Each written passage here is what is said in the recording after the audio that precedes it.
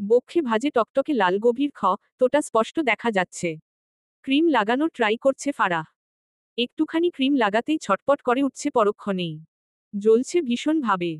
Dressing টেবিলের আয়নায় চোখ পড়তেই দৃষ্টি থমকে যায় তার। চোয়াল শক্ত করে কঠিন মুখাবয়বের লোকটা দাঁড়িয়ে আছে। ফাঁকা ঢোক গিলে ফারাহ। পিছন ঘুরে চট করে দরজাটা বন্ধ করে দিল তাসফিন। বুকের ভেতর ধরাস করে উঠল ফারার। চকিতে ফিরে তাকালো সে। শার্টের বোতাম খুলতে খুলতে এগুচ্ছে তাসফিন। অদূরে ছুঁড়ে ফেলল সফেদ রঙা শার্টটি। চোখ বড় বড় করে তাকাচ্ছে ফারাহ। চোখের সামনে স্পষ্ট চওড়া বুক দেখতে পাচ্ছে। পেটানো শরীরটা উন্মুক্ত তার সামনে। ঠোঁট কিঞ্চিত হা হয়ে গেল ফারার।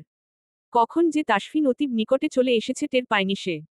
ক্রিমটা নিজের হাতে টেনে নিল জোরপূর্বক। ইউ নো হোয়াট সুখ, আমি ভীষণ বাজে একটা মানুষ।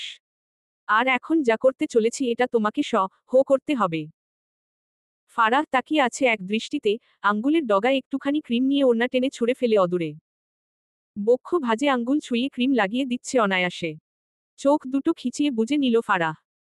ক্রিম লাগানো শেষ হতেই দীর্ঘ সময় নিয়ে তাকিয়ে আছে তাসফিন। চোখ মেলে তাসফিনকে তাকিয়ে থাকতে দেখে ভিমড়ি খেল সে। আকস্মাৎ টেবিলের উপর থেকে টিস্যু নিয়ে ক্রিম মুছতে মুছতে বলল, সুখ, if I bite this spot again, will it hurt you? কথাটা কর্ণ গোচরে আসতেই পালাতে চাইল ফারাহ, তবে তা সম্ভব হল না। তার পূর্বেই পুরুষ তোষ্ঠদয় ছুঁয়ে যায় সেখানটায়। নিজেকে হারিয়ে ফেলল মুহূর্তের মাঝে, আকস্মিকা ক্রমণে বাকরুদ্ধ ফারাহ। ছটপট করে ছাড়া পেতে। তবে তা সম্ভব হয়ে ওঠে না। Don't move. ছাড়ুন, ব্যথা পাচ্ছি লেফটেন্যান্ট সাহেব। Relax, it's nothing, you feel just fine in a moment. ঘনিষ্ঠতা আরও বাড়ার পূর্বেই দরজায় কেউ করা নাড়ল। ছটপট করতে করতে নিজেকে ছাড়িয়ে নিল ফারাহ। তাসফিনের চোখের দিকে তাকাতেই আতকে ওঠে। চোখের কার্নিশ লাল হয়ে আছে তার। এক মুহূর্ত না ভেবে ছুটতে বেরিয়ে গেল সে। দাঁতে দাঁত পিষে তাসফিন। ম্লান বিকেল এক ধরনের বিষণ্ণ, নীরব সৌন্দর্য বহন করে। আকাশে সূর্যটা তখনও অস্ত যায়নি, কিন্তু তার আলো আর ঝলমলে নয়, ফিকে, যেন কিছুটা ক্লান্ত। চারদিকের আলো হালকা হলুদ আর কমলার মিশেলে এক ধরনের কোমল আবরণ ফেলে দেয় সবকিছুর উপর। পাখিরা ফিরে যাচ্ছে ঘরে, গাছের পাতাগুলো হালকা বাতাসে দুলছে আর চারপাশে একরকম নিস্তব্ধতা নেমে আসছে, একটা নরম, অনুভূতিপূর্ণ নীরবতা। এই বিকেল যেন কিছু হারানো অনুভব করাই, একটি অসমাপ্ত কিছু না বলা কথা, অথবা পুরনো দিনের স্মৃতি। কাচের জানালা দিয়ে তাকালে মনে হয় সময় থেমে আছে একটুক্ষণের জন্য, কেবল হৃদয়ের শব্দটাই শোনা যায় ধীরে ধীরে। পানসুটে মুখ করে এদিক সেদিকে ঘুরঘুর করছে ফারাহ। মূলত উকি দিচ্ছে স্টাডি রুমে। আসাও পর থেকে স্টাডি রুমে ঘাপটি মেরে বসে আছে তাসফিন। বের হওয়ার নাম গন্ধ নেই। আইধাই করে রান্নাঘরে গেল ফারাহ। আম্মু কি করছো? রুবেনা শেখ তাসফিনের জন্য কফি তৈরি করেছে। ছেলেটা অনেক আগে বলেছে কফি দিতে। এই তো তাসফিনের জন্য কফি বানালাম। দিয়ে আসি। ফারাহ ব্যস্ত কণ্ঠে বলল, না না, আমি দিয়ে আসছি, তুমি কেন কষ্ট করবে আম্মু? রুবেনা শেখ মানা করলেন না। কফি কাপ হাতে ধরিয়ে দিলেন ফারার। গা দুলিয়ে দুলিয়ে এক গাল হাসি টেনে হেঁটে যাচ্ছে ফারাহ। ঠক ঠক। জোরপূর্বক স্টাডি রুমের দরজায় আওয়াজ করছে ফারাহ। এক গাদা ফাইলে মুখ গুজে বসে আছে। আসবো লেফটেন্যান্ট সাহেব? না। কণ্ঠস্বর ভারী, নাক কুচকে নিল ফারাহ। কেন আসবো না? কি কারণে আসবো না? আসবো না বলতে বলতে ভেতরে প্রবেশ করে ফারাহ। কফি কাপ সেন্টার টেবিলের উপর রেখে বলল, আপনি এমন করছেন কেন? কি করেছি আমি? আপনি তো দেখলেন তখন দরজায় কেউ। ফাইল থেকে এবারে মুখ তুলে তাকায় তাসফিন। রাগে ফুঁসছে সে। Get out. ফ্যালফ্যাল করে বোকা বোকা চাহনিতে তাকিয়ে আছে Farah. I said get out. আকস্মাৎ চিৎকার শুনে ভয় পেয়ে দৌড়ে বেরিয়ে গেল ফারাহ। আকাশে তখন আর রঙের খেলা নেই, নেই কোন আগুন রঙা সূর্য বা সোনালি আভা, সবকিছু ধূসর, ম্লান, নিঃসার। পাখিরা ফিরে যায় বাসায়, তাদের ডানার শব্দটুকুও যেন নিস্তব্ধতার সুরে বাজে। শহরের কোলাহল একটু একটু করে কমে আসে, রাস্তাগুলোর আলো জ্বলে উঠলেও তাতে কোনো উচ্ছ্বাস নেই, শুধু প্রয়োজন। বাতাসে হালকা একটা ঠান্ডা ছুঁয়ে থাকে, কিন্তু সেটা প্রাণ জাগায় না, বরং মনের ভেতরে জমে থাকা বিষণ্ণতাকে আরও ঘন করে তোলে। ম্লান সন্ধ্যা মানেই দিনের শেষ আলোর করুণ প্রস্থান, নতুন করে কিছু শুরু না হওয়ার এক বিরহময় প্রস্তুতি। বইয়ের পাতা উল্টায় ফারাহ, কিন্তু চোখ পড়ে না। জানালার ধারে উঠে গিয়ে চুপচাপ চা খায়, ভাবনারা ওলট পালট হয়। চারপাশে আলো আছে, কিন্তু মনটা তখন নিভু নিভু, এক ধরনের নিস্তব্ধ বিষণ্ণতা, নাম না জানা অভিমান। টিং টিং বেল বেজে উঠল। দ্রুত পায়ে এগিয়ে গিয়ে সদর দরজা খুলে দিল ফারাহ। অস্ত্র হাতে জন লোক ভেতরে এলো। তং কে কণ্ঠনালী কাঁপছে ফারার। কারা আপনারা? এসব কি অস্ত্র? হাতে এন্দুক নিয়ে দাঁড়িয়ে আছে জন। হুড়মুড়িয়ে বাড়ির ভেতরে ঢুকে এলো। তাসফিন কোথায়? বের করে আনো তাকে। হাতে এন্দুক দেখে রীতিমতো জ্ঞানশূন্য ফারাহ। কম্পিত সুরে বলল, কারা আপনারা? আমার স্বামীকে খুঁজছেন কেন? দুটো মানুষ একে অপরের মুখ চাওয়াচাওয়ি করে, দ্বিতীয় লোকটা ভারী স্বরে বলল, আচ্ছা তাহলে তুমি ওর স্ত্রী। যত যাই হোক আজকে তোমার স্বামী বাঁচবে না। কোথায় সে? কান্নায় হেঁচকি ওঠা শুরু হয়েছে ফারার। কি বলছেন এসব? আম্মু আব্বু কোথায় তোমরা? আম্মু। ফারার চিৎকার শুনে দৌড়ে বেরিয়ে এলেন বাড়ির সবাই। আহাজারি করছে ফারাহ। রুবেনা শেখকে দেখা মাত্র ঝাপটে ধরে বলতে লাগল, আম্মু ওরা লেফটেন্যান্ট সাহেবকে ভারতে এসেছে। আম্মু ওদের কিছু করো, পুলিশ ডাকো। রুবেনা শেখ বাক্যরুদ্ধ, কি প্রতিক্রিয়া দেখাবেন বুঝতে পারছেন না। আব্বু তাড়াতাড়ি লেফটেন্যান্ট সাহেবকে লুকিয়ে রাখো। আপনারা চলে যান, না হলে আমি কিন্তু। কি হয়েছে এখানে? বিকেলের দিকে একটু চোখ লেগে এসেছিল তাসফিনের, বাইরের হুলস্থুল শুনে ঘুমটা ভেঙে গেল অচিরেই। ফারার কান্না করার কারণ আদেও বোধগম্য নয় তাসফিনের নিকটে। তাসফিনকে বাইরে দেখে আতকে উঠে ফারাহ। আপনি কেন এলেন? ওদের দেখুন বন্দুক আপনাকে, ওরা আপনাকে মেরে ফেলবে। আপনি চলুন। ফারাহ পাগলের ন্যায় কাঁদতে লাগল, হাত টেনে ধরে তাসফিনের। বাচ্চা বউয়ের বাচ্চামো দেখে এক দফা চমকালো তাসফিন। আলতো করে কাঁধে হাত রাখল সে। আশ্বস্ত করে আওড়ালো, আমি কথা বলছি। ভয়ে আর্স্ট হচ্ছে ফারাহ। দাঁড়িয়ে থাকা লোক দুটো সহসা হেসে ফেলল। Tasfin bro. Lieutenant commander Ariyan এবং নিহাল দুজনেই তাসফিনের বেস্ট ফ্রেন্ড। ম্যানলি হাগ করল একে অপরকে। ফ্যালফ্যাল করে তাকিয়ে আছে ফারাহ। সৌজন্যমূলক হাসল তাসফিন। এসব কি? বন্দুক মেরে ফেলা what the hell is this ইয়ার? আরিয়ান এক পলক ফারাহকে দেখে বলল, সরি ভাবি আপনাকে ভয় দেখানোর জন্য। বাট আমরা কোনো গুন্ডা নই। অধর কিঞ্চিত ফাঁক হয়ে গেল ফারার। ভাষা হারিয়েছে সে। রুবেনা শেখ কাছাকাছি এসে ফারার উদ্দেশ্যে বললেন, ওরা বন্ধু হয় পাগলি। স্থান ত্যাগ করলেন রুবেনা শেখ। এগিয়ে এলো নূপুর। এমন ভাবে কান্না জুড়ে দিলে আমরা কিছু বলতেও পারলাম না। ওরা ভাইয়ের বেস্ট ফ্রেন্ড। একই সঙ্গে পড়াশোনা, বড় হয়ে উঠা। তুমিও না ফারাহ? সব কিছুতে কেঁদে দাও। কণ্ঠ রীতিমতো রুদ্ধ করা হয়েছে। বেকুব বনে গেল ফারাহ। এক পলক পিছন ফিরে তাকালো তাসফিন, চোখাচোখি হয় জনের। লজ্জায় রাগে ফুঁসছে ফারাহ। এক মুহূর্ত অপেক্ষা করল না সে, দ্রুত পায়ে ভেতরের ঘরে চলে গেল। রাতের প্রথম প্রহর, আকাশ ধীরে ধীরে আরো ঘন অন্ধকারে ঢাকা পড়ে, তারা টিমটিম করে জ্বলে উঠেছে। চারপাশের শব্দগুলো কমে আসে, মানুষজন ঘরে ফিরে যায়, দোকানপাট বন্ধ হতে শুরু করেছে। বাতাসে হালকা ঠান্ডা ভাব এসে যায়, দিনের তুলনায় অনেক বেশি শীতল ও শান্ত লাগে। এই সময়টা অনেকটাই রহস্যময় ও শান্ত, যেন দিনের কোলাহল থেমে গিয়ে পৃথিবী ধীরে ধীরে নিস্তব্ধতায় ঢুকে পড়ছে। হালকা ঠান্ডা বাতাস গায়ে এসে লাগে, গাছের পাতাগুলো ধীরে দুলে উঠে, যেন তারা রাতের সঙ্গে কথা বলছে। দূরে কোথাও কোনো পাখি বা রাতজাগা পোকার ডাক শোনা যায়, সব মিলে একটা গভীর, স্নিগ্ধ, নরম আবরণে মুড়ে দেয় রাতকে। খাবার টেবিলে খাবার সার্ভ করছে নূপুর আর ফারাহ। মাহির চেয়ারে বসে পা দুলাচ্ছে। সাইফুল সবে এসেছে বাইরে থেকে, ফ্রেশ হতে নিজ কামরায় চলে গেছে। প্লেটগুলো সুন্দর করে সাজিয়ে দিয়েছে ফারাহ। আপাতত তার কাজ শেষ। নূপুর তটস্থ ভঙ্গিতে বলে উঠে, ফারাহ ভাইয়াকে আর তার বন্ধুদের বলো খেতে আসতে। ফারাহ ইতস্তত বোধ করছে, আইধাই করে বলল, আপু তুমি যাও না। থমকে গেল নূপুর, কিছু একটা ভেবে বলল, না তুমি যাও। তাড়াতাড়ি যাও। দীর্ঘ শ্বাস ফেলে গুটি গুটি পায়ে এগিয়ে গেল স্টাডি রুমের দিকে। এখন যে কি হবে? তোরা শুধু ফারাহকে ভয় দেখিয়েছিস আরিয়ান এবং নিহাল দুজনেই। আরিয়ান চোরা চোখে তাকায়। ভাই আমরা কি করে জানবো বল, হঠাৎ করে ভাবি এভাবে চলে আসবে? নিহাল টিপুনিকে টে বলল, উহু বিয়ে করলি অথচ একবারও বললি না? তাসফিন সপাটে ঘুষি মেরে দেয় নিহালের কাঁধে। Too much Nihal. তোদের জানানো হয়েছিল, বাট তোরা একটা মিশনে ছিলি, কক্সবাজার ভুলে যাচ্ছিস। আরিয়ান দুঃখ প্রকাশ করে। থাক ভাই নিহাল কষ্ট পাস না। একদিন তোরও বিয়ে হবে। মলিন হাসল নিহাল। দরজায় ঠক ঠক আওয়াজ সবার দৃষ্টি আকর্ষণ করল। আটপৌরে শাড়ি পরে দাঁড়িয়ে আছে ফারাহ। চোখে মুখে ভয় স্পষ্ট। স্ফীত স্বরে বলল, খাবার খেতে ডাকছে আপনাদের। আরিয়ান আর নিহাল দুজনেই বুঝতে পারছে ফারাহ ভয় পেয়েছে। আরিয়ান দুষ্টুমি করে বলল, ভাবি বাইরে কেন, ভেতরে আসুন। নিহাল একই টুনে বলে, হ্যাঁ হ্যাঁ ভেতরে আসুন, আমাদের সাথে পরিচিত হন। তাসফিন ভুল করেও এক পলকের জন্য পিছন ফিরে তাকালো না। ফারাহ ভয়টা কাটিয়ে উঠতে পারছে না, ফলস্বরূপ পালিয়ে যাওয়ার মতো চলে গেল। একে অপরের দিকে মুখ চাওয়াচাওয়ি করে নিহাল আর আরিয়ান দুজনেই। তাসফিন বাঁকা হাসল, তবে ভীষণটা খারাপ দিকে এগুচ্ছে।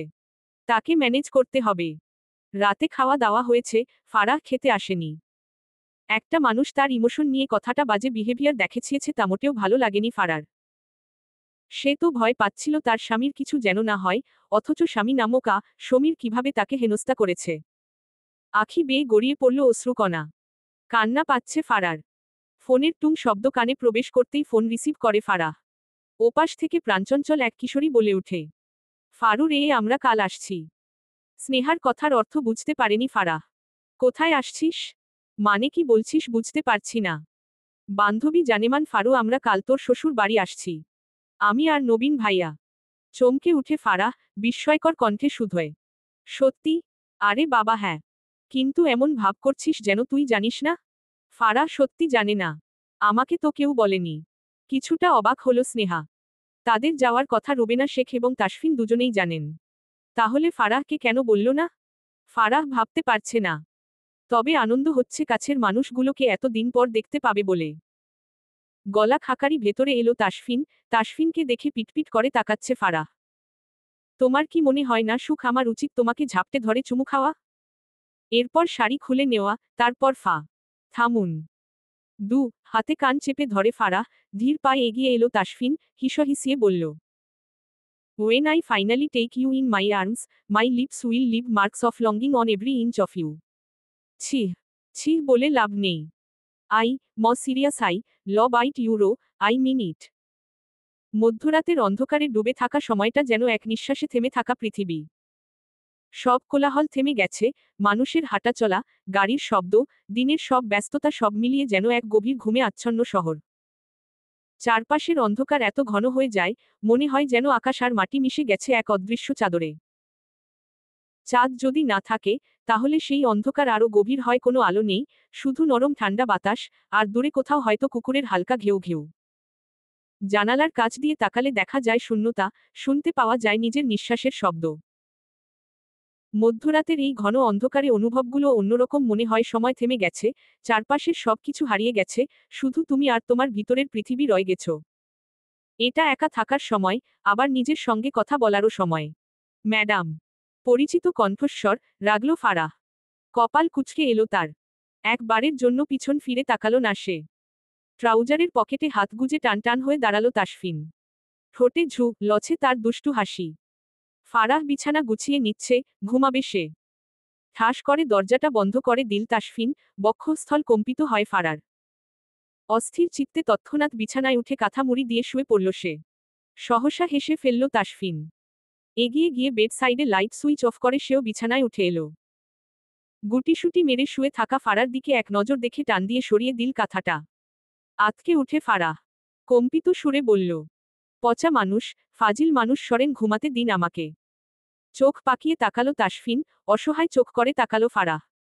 আমি এখন ঝাপটে ধরে ঘুমাবো, এরপর নড়াচড়া করলেই মাইর। আখি দুটো একটু বেশি বড় হয়ে এসেছে। আপনি আমাকে মা রবেন? হু। ছি, কমান্ডার হয়ে এটা বলছেন? আপনার নামে আমি মলা দেব। উহু, আজ আমি তোমার নামে মামলা দেব সুখ, উচ্চ আদালতে আপিল করব।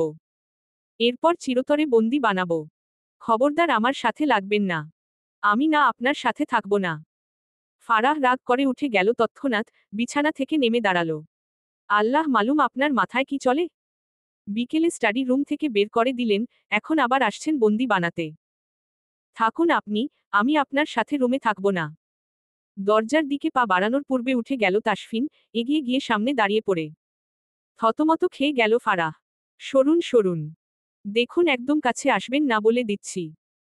মনে মনে কুটিল হাসল তাসফিন, এক পা দুপা করে এগিয়ে আসতে আসতে মেকি রাগ দেখিয়ে বলল, 1 বছর দূরে ছিলি, এখন আবার দূরে থাকার কথা বলছিস? রে ফেলব। ঠোঁট ভেঙে আসছে ফারার। পুরুষ তার উপর সব দোষ চাপিয়ে দেওয়ার এন্দা। মোটেও না, আপনি চলে গেছেন। দায়িত্ব ছিল আমাকে ফেরানো। ও মা গো, কোন দেশের রাজা আপনি? আপনাকে ফিরিয়ে আনব? সুখ রাজ্যের রাজা আমি। আমার স্ত্রীর নাম কি? ফারাহ শেখ। ফারাহ অর্থ কি? সুখ। আর আমি সেই সুখের অধিকারী। বাকরুদ্ধ ফারাহ, লোকটা নিজের অতি সুন্দর আদুরে কথাগুলো দিয়ে শীভূত করে রাখে। খিচিয়ে আখিদয় বুঝে নিল সে। তাসফিন নম্র কণ্ঠে বলল, সুখ চোখ মেলে তাকাও।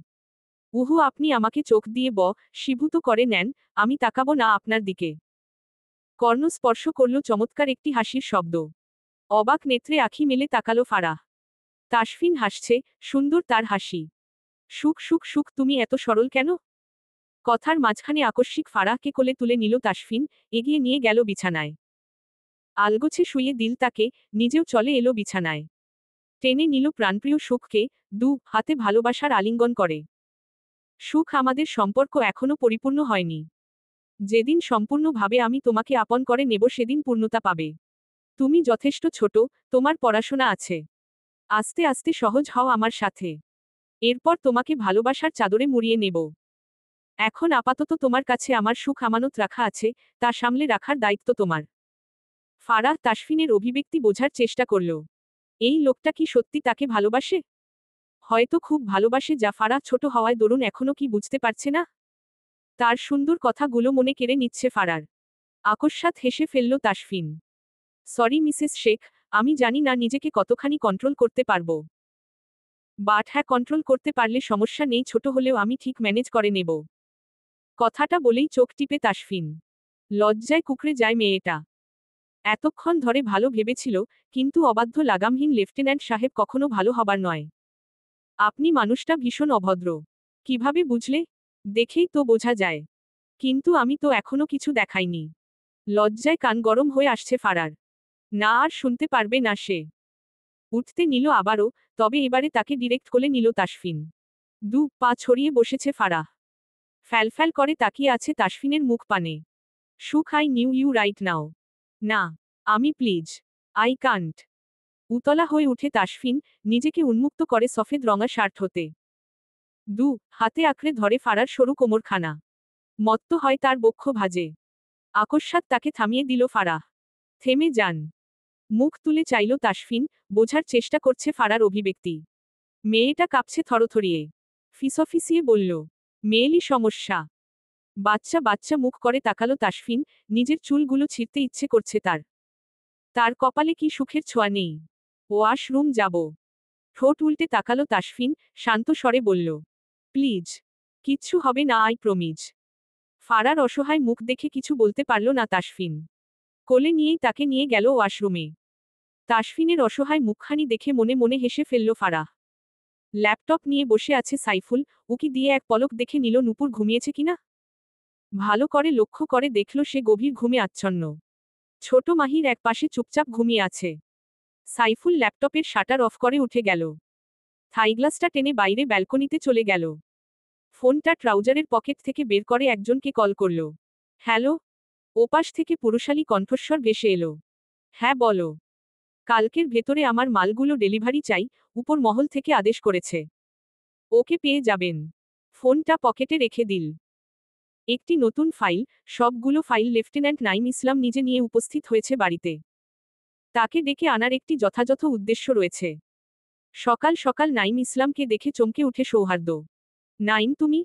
হ্যাঁ, সৌহার্দ্য কমান্ডার ডেকে পাঠিয়েছেন। সৌহার্দ্য চিন্তিত হল, হঠাৎ তাসফিন কেন তাকে ডেকে পাঠিয়েছে। রাইমা শেখ দুতলা থেকে নেমে এসেই নাইমকে দেখে সৌজন্যমূলক হাসল। আরে নাইম, তুমি? এসো এসো, ভেতরে এসো। নাইম অল্প হাসি উপহার দিয়ে এগিয়ে গেল। রাইমা শেখ ভীষণ পছন্দ করেন ছেলেটাকে। সবে সোফায় বসেছিল সেই মুহূর্তে বেরিয়ে এলো তাসফিন। তাসফিনকে দেখা মাত্র উঠে দাঁড়ালো Naim. Good morning commander. Good morning Naim. চলে এসো স্টাডি রুমে। নাইম খুব একটা দ্বিমত করল না, এগিয়ে গেল তাসফিনের পিছু পিছু। সৌহার্দ্য কিঞ্চিত ঘাবড়ে গেল, কিছুই বোধগম্য নয়। দুপুর গড়িয়ে এসেছে। ড্রয়িং রুমে আসা মাত্র চমকে উঠে ফারাহ। স্নেহা। ফারু। ঝাপটে গিয়ে ফারাহকে জড়িয়ে ধরে স্নেহা। পাশেই দাঁড়ালো নবীন। নবীনকে দেখে আশ্চর্য হয় ঝুমুর। এই লোকটা এখানে কি করছে? ফারুরে, তোকে দেখে যে কি আনন্দ হচ্ছে বলে বোঝাতে পারবো না। ফারাহ বিস্ময়কর কণ্ঠে বলে উঠে। তোরা কখন এসেছিস? ঘণ্টা খানেক আগেই। ফারার প্রচণ্ড মাথা ব্যথা ছিল সকাল থেকে, তাই ঘুমিয়েছিল সে। আরে এদিকেও একটু তাকা। নবীনের কথায় হেসে ফেলল ফারাহ, ঝাপটে জড়িয়ে ধরে নবীনকে। কেমন আছো ভাইয়া? আমি তো দিব্যি ভালো আছি, কিন্তু তুই কেমন আছিস? আমিও খুব ভালো আছি। তৎক্ষণাৎ আগমন ঘটে তাসফিনের। কিছুক্ষণ আগেই দীর্ঘ 2 ঘন্টার আলোচনা শেষ করে নাইম ইসলামের সাথে। যা নিয়ে চিন্তায় আছে সৌহার্দ্য। তাকে বলেনি তাসফিন কি নিয়ে আলোচনা করেছে তারা? নাইম চুপচাপ এসেছিল এবং চুপচাপ ফিরে গেছে। ম্যাডাম উঠে গেছে? তা ম্যাডাম কখন উঠলেন আপনি? কপাল কুঁচকে তাকালো ফারাহ। এমন একটা ভাব করছে যেন ফারাহ দিন রাত ঘুমিয়ে পার করে। তো আপনি কি চান আমি রার মতো ঘুমাই? আকস্মাৎ হেসে ফেলল তাসফিন, ডান ভ্রু উঁচিয়ে কিছু একটা ইঙ্গিত করে, যা বুঝতে পারল না ফারাহ। অথচ পাশে দাঁড়িয়ে থাকা নবীন ঠিকই বুঝে গেল, ওষ্ঠাদ্বয় কিঞ্চিত ফাঁক হয়ে এলো তার। লজ্জায় চোখ নামিয়ে পাশ টিয়ে চলে গেল। আমি চাই আপনি আমার সাথে ঘুমান। চোখ বড় বড় করে তাকালো ফারাহ, এই লোকের মুখে লাগাম নেই। সে ফেঁসে গেল। ফুরফুরে মেজাজে কলেজে গিয়েছে আজ ফারাহ, ওর সাথে আছে স্নেহা। মূলত ফারাহ কিছু নোটস নিতে গেছে, জানিয়ে ফিরে আসবে সে। কলেজে যাওয়া মাত্র রাহা আর নেহা জনেই এগিয়ে এলো। রাহা অবাক হয়ে বলল, ভাই রে ভাই, তোর হটিফটি জামাই আর্দ্রকে কি চরমা রোটা মা রলরে। স্নেহা খুব একটা অবাক হলো না, এই তো এখানে আসার পর থেকে ফারাহ তাকে সবটাই বলেছে। আচ্ছা এসব বাদ দে তো, আর আমার নোটগুলো দে। নেহা লম্বা একটা টানা দিয়ে বলল, আমরা কইতে পামু? ওইটা তো আর্দ্র ভাইয়ের কাছে। কিছুটা আশ্চর্য হয় ফারাহ। ওনার কাছে মানে? আরে উনি আমাদের ডিপার্টমেন্টের টপার, সব নোট এগুলো ওনার দায়িত্বে, ভাইয়া সব থেকে ভালো। কিন্তু তুই তো বেচারা রে কেস খাইয়ে দিলি। আহাম্মক বনে গেল ফারাহ। আর্দ্র তাহলে ঠিক বলছিল, ছেলেটা ততটা খারাপ নয়। ইস পচা জামাইটা কি করল? এবার আমি কি করব? খিলখিলিয়ে হেসে উঠল সবাই। স্নেহা চিল মুডে বলে উঠে, আরে টেনশন নট, আমি আছি না তোর সাথে? দেখিস কি করে নোট নিয়ে দেই। ফারাহ ভাবনায় পড়ে গেল, বেচারা শুধু শুধু একটা খেলো। ক্যান্টিনের বেঞ্চে বসে কলম গুতাতে ব্যস্ত আর্দ্র। নিজের সামনে কারো উপস্থিতি টের পেয়ে মুখ তুলে তাকায়। অটোমেটিক হাত ডান গালে চলে গেল আর্দ্রর। ফারাহ তুমি? আমি কি করেছি? দেখো আমাকে মাফ করো ভাই, আমি কিছু করিনি সত্যি। ফারাহ হাসবে না কাঁদবে ভেবে পাচ্ছে না। ইস ভয় বেচারা কুপোকা। তোমার সাথে আমার কথা আছে আর্দ্র। তৎক্ষণাৎ উঠে দাঁড়ালো আর্দ্র। ব্যস্ত ভঙ্গিতে বলে উঠে, না না তোমার সাথে আমার কোনো কথা নেই। আরে আরে দাঁড়াও ভাই, কোথায় যাচ্ছ? স্নেহা আটকে দেয় আর্দ্রকে। আর্দ্র ভয় পেল। আপনি বুঝতে পারছেন না ফারার হাসবেন্ড। উফ ভাবতেই পারছি না। ফারাহ হেসে ফেলল, আর্দ্রকে উদ্দেশ্য করে বলল, সরি আর্দ্র। আসলে কমান্ডার এত রেগে গেছিল কি বলবো। কপালে ভাঁজ পড়ে আর্দ্রর। উনি commander? Lieutenant commander Tasfin Sheikh. এক টুকরো স্বপ্ন। জানালার ফাঁক দিয়ে রোদ ঢুকছে ধীরে ধীরে, গা ছুঁয়ে যাচ্ছে এক উষ্ণ কোমলতায়। দূরে কারো মিষ্টি হাসির শব্দ ভেসে আসছে, যেন ভোরের পাখির গান। কিচিরমিচির শব্দে ঘুম ভাঙে, কোনো তাড়াহুড়ো নেই, শুধু নিঃশব্দে ভালোবাসার আবেশ। কফির কাপ থেকে ধোয়া উঠছে, যেন একটা ছোট গল্প বলছে প্রতিটা সিপে। পাশে থাকা প্রিয় মানুষটা ঘুম জড়ানো চোখে তাকিয়ে আছে, সেই চাহনিতে হাজারটা সকাল এক হয়ে যায়। ছাদ থেকে নেমে আসা রোদের আলোর মতোই মায়াবী, শান্ত, আর প্রেমে ভরা এই সকালটা। খাবার টেবিলে বসে চামচ নাড়াচ্ছে ফারাহ। মোটেও খেতে ইচ্ছে করছে না তার, কিন্তু রিজওয়ান শেখ যাওয়ার পূর্বে করা ভাবে বলে গেছেন চুপচাপ খেয়ে নিতে। Good morning.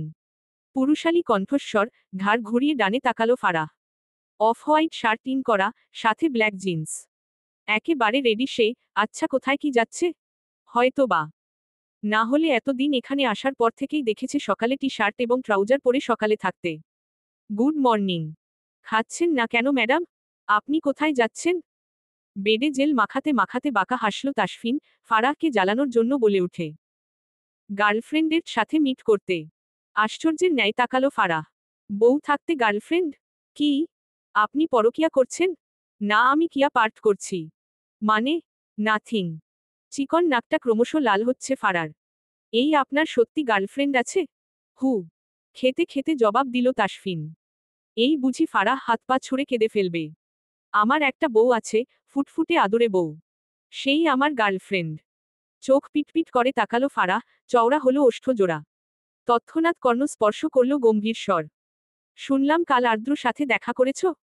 কণ্ঠস্বর ভারী, ক্ষীণ। ভয় পেল ফারাহ। ডাগর ডাগর চোখ মেলে তাকালো তাসফিনের দিকে। আসলে নোট নেওয়ার ছিল, তাই আর কি। তবে ছেলেটা মোটেও খারাপ নয়, আমরাই ভুল বুঝেছি। ডান ভ্রু কুচকে উঁচিয়ে তাকালো তাসফিন। Good analysis. কথার অর্থ দ্বারা ঠিক কি বুঝালো তা মোটেও বুঝতে পারল না ফারাহ। লোকটা কি রেগে গেল নাকি? দেখুন আমি। খাওয়া ছেড়ে উঠে গেল তাসফিন। ফারাহ উঠতে চাইলে মাহির এসে জড়িয়ে ধরে তাকে। মামি খাইয়ে দাও। ফারাহ আর উঠতে পারল না, চুপচাপ বসে পড়ল। তাসফিন বেরিয়ে গেল নিজের কাজে। শহরের কোলাহল থেকে অনেক দূরে, জন্মানবশূন্য এক এলাকা। চারপাশে শুনশান নীরবতা, যেন বাতাসও ধীরে চলতে শিখেছে। রাস্তা কাঁচা, দুপাশে ঝোপঝাড় আর আগাছায় ভরা। দিনের আলোতেও জায়গাটা অস্বস্তিকর, যেন কোথাও কিছু লুকিয়ে আছে। এই নির্জনতার মাঝখানে দাঁড়িয়ে আছে এক বিশাল পুরনো গোডাউন। লোহার তৈরি বড় গেটটা বহুদিন ধরে বন্ধ, জং ধরে গেছে পুরোটা। দেয়ালগুলো ধূসর, খানিকটা ফাটল ধরা, যেন সময়ের ভারে ক্লান্ত। জানালাগুলোয় ধুলোর পড়ত, কাঁচ ভাঙা, ভেতর থেকে কোনো আলো আসে না। মাঝে মাঝে ভেতর থেকে যেন একটা শব্দ আসে, আচমকা ধাতব কিছু পড়ে যাওয়ার, অথবা কারো নিঃশব্দ পায়ের আওয়াজ। লোকমুখে শোনা যায়, একসময় এখানে কিছু একটা ভয়ানক ঘটনা ঘটেছিল। কেউ আর ঠিক জানে না কি। রাত হলে কেউ এদিকে আসতে চায় না। এমনকি পাখিরাও এই জায়গাটা এড়িয়ে চলে বলে অনেকে বলে। বেরিপাড়া নির্জন একটি এলাকা বললে চলে। শহর থেকে অনেকটাই দূরে অবস্থিত। সেখানে বর্ষর একটি খালি গোডাউন রয়েছে। অনেকগুলো বড় বক্স ছাড়া আর কিছুই নেই সেখানে। এক দল এসেছে সবে, তাদের মধ্যে প্রথম লোকটির মুখে মাস্ক পরা। এগুলো সব ট্রাকে তুল, আজকেই জাহান লোড করে পাঠাতে হবে। কথাগুলো শেষ করা মাত্র লোকগুলো কাজে লেগে পড়ল। স্যার, আমরা এখানে এসেছি, এটা টিমকে জানানো উচিত ছিল। নাইমের কথায় অল্প হাসল তাসফিন, এদিক সেদিকে তাকিয়ে গালে হাত বুলিয়ে বলে। বুঝলে নাইম, তুমি এখনো বাচ্চা রয়ে গেছ। মানে স্যার? মানে তোমার জন্য এখন মিল্ক খুঁজতে হবে আমাকে। আহাম্মক বনে গেল নাইম। তাসফিন তার জন্য দুধ খুঁজতে এখানে এসেছে? ছি ছি স্যার, আমি এই বয়সে দুধ খাবো? না না, এসব আমি খাবো না। ফিচলে হাসে তাসফিন, গম্ভীর স্বরে বলল। খেতেই হবে, চলো। পিছনের দিকে ভাঙ্গা পাঁচিল টপকে ভেতরে ঢুকে গেল তাসফিন, তার সাথে নাইম ইসলাম। ভেতরে বড় একটা তালা ঝুলছে, আশেপাশে সূক্ষ্ম দৃষ্টি বুলিয়ে নিল তাসফিন। নাইম দ্বিধা নিয়ে শুধোয়। কমান্ডার, এটা অনেকগুলো থেকে বন্ধ ছিল, কিন্তু আপনি। হুস। হঠাৎ করেই কথার মাঝখানে থামিয়ে দিল তাসফিন, কান খাড়া করে শুনছে কিছু শব্দ। যা গোডাউনের ভেতর থেকে আসছে। বাঁকা হাসল তাসফিন, নাইমেও দিকে ইশারা করে। গোডাউন বন্ধ, তাই না? চলো গিয়ে ভূতেদের সাথে আড্ডা দেওয়া যাক। ভেতরে প্রবেশ করা মাত্র পিছন থেকে রিভলভার বের করল তাসফিন। আকস্মাৎ তাদের আগমনে আতকে উঠে দুটো লোক। এখানে সেই মাস্ক পরা লোকটা নেই। ওই কারা তোরা? ভেতরে এলি কি করে? তাসফিন এবং নাইমকে দেখে তটস্থ ভঙ্গিতে জিজ্ঞাসা করে লোক দুটো। রিভলভার আঙ্গুলের ডগায় ঘুরাচ্ছে। অদ্ভুত স্বরে বলে, আমরা তোদের বাপ। আকস্মাৎ গোলাগু লি শুরু হলো, পর পর দুটো গু লি খেলো দুটো লোক। অন দ্য স্পট মারা যায়। নাইম, তাড়াতাড়ি জায়গাটা সিল করো আর হ্যারেড এলার্ট জারি করতে বলো। ওকে কমান্ডার। যেতে গিয়েও থেমে গেল নাইম। কিন্তু আপনি যে বলেছিলেন দুধ খুঁজতে এসেছেন? সহসা হেসে ফেলল তাসফিন। এগিয়ে গিয়ে নিচে রাখা বাক্সগুলো বের করল, সজোরে লাথি দিয়ে উপরের প্লাস্টিকের ঢাকনা ভেঙে ফেলে। ভেতর থেকে বেরিয়ে এলো সাদা পাউডার জাতীয় কিছু। ড্রা গস। অবাক হয় নাইম। কি বুঝলেন নাইম? নাইমের বুঝতে বাকি রইল না বাকি ব্যাপারটা। তবে কি এটাই দুধ কমান্ডার? কেন নাইম, তুমি কি সত্যি দুধ খেতে চাও? লজ্জা পেয়ে গেল নাইম। কি সব ভাবছিল সে? সোফার উপর বসে আছে স্নেহা, অপেক্ষা করছে কখন সৌহার্দ্য নেমে আসবে। ফরমাল ড্রেসে সিঁড়ি বেয়ে নিচে এলো সৌহার্দ্য। মুগ্ধ নয়নে তাকালো স্নেহা, মনটা নেচে উঠল তার। উফ, সে তো পুরোই ফি দা হয়ে গেছে। আরে স্নেহা, বসে আছো যে? ক্ষীণ চমকে উঠে স্নেহা, কথাটা সব গুলিয়ে যাচ্ছে তার। আইধাই করে বলল, এমনি বসেছিলাম, কিন্তু তুমি কোথায় যাচ্ছ? মানে দেখে মনে হচ্ছে কোথাও যাচ্ছ। সৌহার্দ্য ডাইনিং টেবিলের দিকে এগিয়ে যেতে যেতে বলল, হ্যাঁ, একটু বাইরে যাব, ওই আর কি। স্নেহা মুচকি হেসে বলল, ও আচ্ছা। সৌহার্দ্য পানি খেয়ে ফের ঘুরে দাঁড়ালো, স্নেহাকে এক পলক দেখে বলল, বাই দা ওয়ে, তোমাকে আজকে একটু অন্য রকম লাগছে। থতমত খেয়ে গেল স্নেহা। তাকে কি খারাপ লাগছে? সৌহার্দ্য নামবে বলেই তো আগে থেকেই একটু সাজগোজ করে বসেছিল। এখন যদি খারাপ লেগে থাকে তাহলে কেমন হবে ব্যাপারটা? আরে চিল, খারাপ লাগছে না, বলতে চাচ্ছি তোমাকে বেশ সুন্দর লাগছে। মনের কোণে উকি দেওয়া হাজারো প্রশ্ন এবং মন খারাপেরা ফুরুত করে উড়ে গেল। এক গাল হাসি হাসি মুখ করে তাকালো স্নেহা। Thank you. চমৎকার হাসি উপহার দিয়ে বেরিয়ে গেল সৌহার্দ্য। স্নেহা পারছে না উড়ে ফারার কাছে চলে যেতে। ফারু ফারু রে। তাড়াহুড়ো করে ফারার রুমে প্রবেশ করল স্নেহা। ঝাপটে গিয়ে ধরতে চায়, দুজনেই ঠাস করে নিচে পড়ে গেল। কোমরে দারুণ ব্যথা পেল ফারা, স্নেহাও ব্যথা পেয়েছে। ওরে বাবারে, স্নেহার বাচ্চা, এটা কি করলি? ওমা আমার কোমর। জিও কাটে স্নেহা। Sorry sorry. রাখো তোর সরি, গাধি একটা। আরে ওইসব বাদ দে আর আমার মোস্ট ইম্পর্টেন্ট কথাটা শুন। ভ্রু কুঞ্চিত করে তাকালো ফারা। কি হয়েছে, এরকম করছিস কেন? স্নেহা গদগদ হয়ে বলল। ভাই তুই জানিস সৌহার্দ্য বলেছে আমাকে নাকি সুন্দর লাগছে। তোর কি মনে হয় সময় হয়ে গেছে আমাকে তোর যা বানানোর? মুখ বাঁকালো ফারা, ভাবলেশীন ভাবে জবাব দেয়। গাছে কাঁঠাল গোফে তেল। তুই এটা বলতে পারলি ফারু? কেন রে, শুনতে পাসনি? তবে আবার বলছি শোন, গাছে কাঁঠাল গোফে তেল। তেতে উঠল স্নেহা, এক লাফে উঠে দাঁড়ালো। থাক তবে তুই পড়ে। ফ্যালফ্যাল করে তাকালো ফারা। এই আমি কোমরে ব্যথা পেয়েছি, আমাকে তোলো। স্নেহা ঘুরেও তাকালো না, বড় বড় কদম ফেলে বেরিয়ে গেল। ফারা উঠতেই পারছে না, কোমরে বেশ লেগেছে তার। খট করে শব্দ করে ভেতরে এলো তাসফিন। তাসফিন দেখে থতমত খেয়ে গেল ফারা। নাক মুখ কুচকে নিল তাসফিন।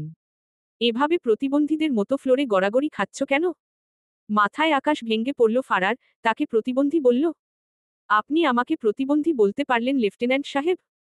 জবাবে কিছু বলল না তাসফিন, দরজাটা বন্ধ করে কাবাড থেকে জামাকাপড় বের করতে লাগল। হাত পা ছড়িয়ে একইভাবে বসে আছে ফারা। মনে মনে ইচ্ছে বকা দিচ্ছে তাসফিনকে। আমাকে প্রতিবন্ধী বলছে ফাজিল লোক একটা। আপনার বউ প্রতিবন্ধী। বিড়বিড় করে বলা কথাগুলো শুনে ফেলল তাসফিন, বাঁকা হেসে বলল। ঠিকই বলেছ, আমার বউ প্রতিবন্ধী। আরেক দফা থতমত খেয়ে গেল ফারা। এমা সে নিজেই তো এই লোকটার বউ। গোলমাল হয়ে গেল ব্যাপারটা। জিন্স প্যান্ট আর টি শার্ট বেডের উপর রেখে এগিয়ে এলো তাসফিন, জিন্স প্যান্ট হালকা টেনে উপরে তুলে এক হাঁটুতে ভর দিয়ে নিচে বসল ফারার মুখোমুখি। মাই ডিয়ার বোকা ওয়াইফ, এভাবে নিজেকে প্রতিবন্ধী বলতে নেই সুইটহার্ট। চিকন নাকের ডগা ফুলে উঠছে ফারার। পারে না ভ্যাকরে কেঁদে দিতে। ভীষণ মজা পেল তাসফিন। আহারে তা মাই ডিয়ার ওয়াইফ, এভাবে ফ্লোরে গড়াগড়ি খাচ্ছ কেন? এত বড় বেড থাকতে? তেতে উঠল ফারা, চেঁচিয়ে উঠল। তাতে আপনার কি? নিজের কাজ করুন না গিয়ে। হুস ডোন্ট সাউন্ড। চিৎকার করে কথা বলতে মানা করেছিলাম না? বলবো 100 বার বলবো। দরকার পড়লে 1000 বার বল। কথার মাঝখানে থেমে গেল ফারা, তাকে থামিয়ে দিল তাসফিন শেখ। ঠোঁটে আলতো করে ঠোঁট ছুঁয়ে সেকেন্ডের মধ্যে সরে গেল। ভনভন করে মাথা ঘুরছে ফারার। এটা কি হলো? এখন কি সে অজ্ঞান হবে? ছি, আপনি আমাকে। কি? দুষ্টুমির সহিতে শুধোয় তাসফিন, নিচের ঠোঁট নিদারুণ ভঙ্গিতে মোড়ে ধরে আছে। লজ্জায় লাল হচ্ছে ফারা। আপনার ঠোঁট? আমার। কানের লতি ছুঁয়ে যায় তাসফিন, ফু দিয়ে বলল। পরের বার আমার ঠোঁট আপনার বডির প্রতিটি পার্ট ছুঁয়ে যাবে Mrs Sheikh. Just wait and watch. চোখ দুটো খিচিয়ে বুঝে নিল ফারা। তাসফিন চিরচেনা হাসকি টুনে বলল। আপনার টাইম শুরু, আর মাত্র 4 রাত আপনার। এর পরের সবগুলো রাত কিন্তু আমার মিসেস শেখ। শেষের কথায় বুঝতে অসুবিধা হলো না লোকটা কিসের হিসেব কষে চলেছে। চট করে উঠে গেল তাসফিন, আলমারিতে প্যাকেট রাখতে রাখতে বলল।